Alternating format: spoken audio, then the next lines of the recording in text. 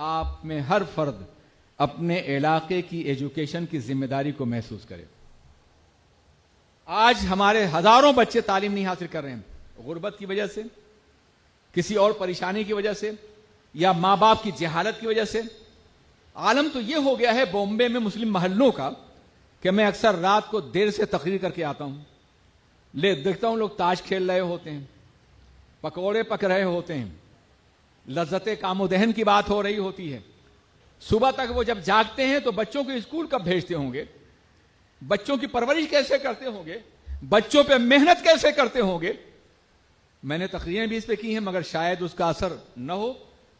جب ضمیر ایک خاص راہ پہ لگ جاتا ہے، جب احساس مر جاتا ہے کسی قوم کا، تو پھر وہ قوم کبھی بیدار نہیں ہوتی۔ قوت فکر و عمل پہلے فنا ہوتی ہے، قوت فکر و عمل پہلے فنا ہوتی ہے، تب کسی قوم کی عظمت پر زوال آتا ہے۔ ہماری قوت فکر و عمل فنا ہو چکی ہے۔ آپ مسلم محلوں کے مقابلے میں غیر مسلم محلوں میں چلے جائیے، آپ کو بہت زیادہ واضح فرق نظر آئے گا۔ رات ہوئی، قرآن نے کہا ہے کہ وَجَعَلْنَا اللَّيْلَ لِبَاسًا وَجَعَلْنَا النَّهَارَ مَعَاشًا، ہم نے رات کو لباس اور دن کو معاش کے لیے بنایا ہے۔ یہ رات بھر جاگتے ہیں اور دن بھر سوتے ہیں، یہ کیفیت ہو گئی ہمارے محلوں کی۔ ہمیں انہیں بیدار کرنا ہوگا، آپ کو کرنا ہوگا، انہیں صحیح راہ پہ لگانا ہوگا۔ جو اپنے والدین اپنے بچوں کی تربیت کر سکتے ہیں، پڑھا سکتے ہیں، ان سے کہنا ہوگا کہ آدھا پیٹ کھاؤ مگر بچوں کو تعلیم ضرور دو، توڑ دو یہ ٹی وی، تمام عیاشیاں ختم کر دو، اپنے بچوں کو تعلیم، یہ تمہارا مستقبل ہے۔ یہ بچے اگر تعلیم نہیں حاصل کریں گے تو انتہائی بدترین زندگی گزاریں گے، بدترین غلامی، اکنامکل سلیوری۔ ایسے غلام بنیں گے کہ نہ ان کی عزت محفوظ رہے گی، نہ ان کی آبرو محفوظ رہے گی۔ دنیا کی پسماندہ قوموں کا جائزہ لیجئے، کئی ہزار سال سے جو طبقہ پسماندہ تھا، اس کی عزت تھی کوئی، اس کی کوئی آبرو تھی، اس کا کوئی وقار تھا؟ اور آج وہ طبقہ اٹھ رہا ہے اور اس کی جگہ ہم لے رہے ہیں۔ وہ طبقہ اٹھ رہا ہے، اس کے اندر بیداری پیدا ہو چکی ہے، اس کے وسائل ہیں، اور ہم وہی جگہ لینے جا رہے ہیں۔ اگر یہ خدا نخواستہ وقت آیا تو صدیوں تک نہ ہماری آبرو محفوظ ہوگی، نہ عصمت محفوظ ہوگی، نہ ہم محفوظ ہوں گے۔ ہمیں غلاموں کی طرح سے زندگی گزارنی پڑے گی۔ اس غلامی سے بچانے کے لیے ہمیں اجتماعی محنت کرنی پڑے گی مکمل طور پہ، اور اس کا طریقہ یہ ہے کہ جتنے بھی افراد ہیں، آپ پورے شہر کو سنبھال سکتے ہیں، اپنے محلے کا جائزہ لیں، دیکھیں کون سے بچے پڑھ رہے ہیں اور کون سے بچے پڑھ نہیں رہے ہیں۔ نہیں پڑھ رہے ہیں تو نہ پڑھنے کے اسباب تلاش کریں اور ان اسباب کو دور کرنے کی کوشش کریں۔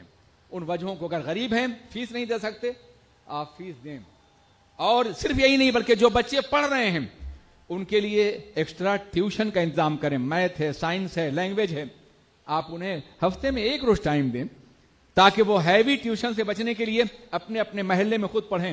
آپ علماء سے بھی کام کرا سکتے ہیں، اور طریقہ یہ ہے کہ علماء 1 یا 2 روز تک دین کی تعلیم دیں اور آپ لوگ انہیں سیکولر ایجوکیشن دیں، کالج کی تعلیم دیں۔ نتیجہ یہ ہے کہ وہ دینداری بنیں گے اور اس کے ساتھ ساتھ بہترین رزلٹ بھی لائیں گے۔ بہترین رزلٹ لانا بے پناہ ضروری ہے آگے بڑھنے کے لیے۔ ہمارے سامنے بہت سے ممانعات ہیں، بہت سی دشواریاں ہیں، ہم آگے بڑھ سکتے ہیں تو اپنی کوشش اور محنت کی بنیاد پر۔ یہ عذر غلط ہے کہ ہمیں نوکری نہیں ملے گی۔ ایک ایجوکیٹڈ انسان اپنے دل سے اتنا مطمئن ہوتا ہے کہ فاقہ بھی کرے گا تو بھی باعزت رہے گا، وہ فاقہ بھی کرے گا تو اس کا دل مطمئن رہے گا۔ اس لیے صرف روزی کے لیے یا نوکری کے لیے تعلیم حاصل نہیں کی جائے، بلکہ ذہن کو روشن کرنے کے، دل کو اجالنے کے لیے تعلیم حاصل کرنی بے پناہ ضروری ہے۔ اور اب ہندوستان ایک عالمی مارکیٹ بنتا جا رہا ہے۔ ممکن ہے کچھ لوگ یہاں آپ کو نوکری نہ دیں، اگر آپ کے اندر صلاحیت ہے تو بیرونی ملک سے آنے والی حکومت، فیکٹریاں اور کارخانے اور ادارے آپ کو صلاحیت کی بنیاد پہ جگہ ضرور دیں گے۔ حالات بہت بدل رہے ہیں، ان حالات سے فائدہ اٹھایا جائے، اس کو باضابطہ اپنے لیے ایک مستقبل کی روشن راہ تصور کیا جائے۔ ہم میں کا ہر فرد اپنے علاقے میں ایسے ٹیوشن کے اسکول قائم کرے یا جائزہ لے کہ کون سا بچہ پڑھ نہیں رہا ہے اور اسے پڑھانے کی کوشش کی جائے، تاکہ 100% ایجوکیشن ہمارے معاشرے میں عام ہو سکے۔ ہماری بچیاں بھی، ہمارے بچے بھی، سب کے سب تعلیم یافتہ ہو جائیں۔ اگر ایسا ہوگا انشاءاللہ تبارک و تعالی تو ہمارا مستقبل روشن ہے۔ ہم صدیوں کی مایوسیوں کو چند سالوں کے اندر دور کر سکتے ہیں اگر ہمارا عزم محکم ہو، ہمارے ارادے مضبوط ہوں، اور اگر ہم دین کے لیے کچھ قربانی، وقت کی قربانی دینے کے لیے تیار ہو جائیں تو یقیناً ہم کامیاب ہو سکتے ہیں۔ کبھی کبھی لوگ سوچتے ہیں یار زوال اتنے قریب آ گیا ہے، اب ہم کیا کر سکیں گے؟ ہمارے اسلام میں یہ پہلی بار ایسا نہیں ہوا ہے۔ 20ویں صدی کے آغاز سے پہلے آپ نے دیکھا ہوگا کہ کوئی بھی مسلم ملک آزاد نہیں تھا سوائے ٹرکی کے، اور جس کے کنٹرول میں حجاز مقدس تھا۔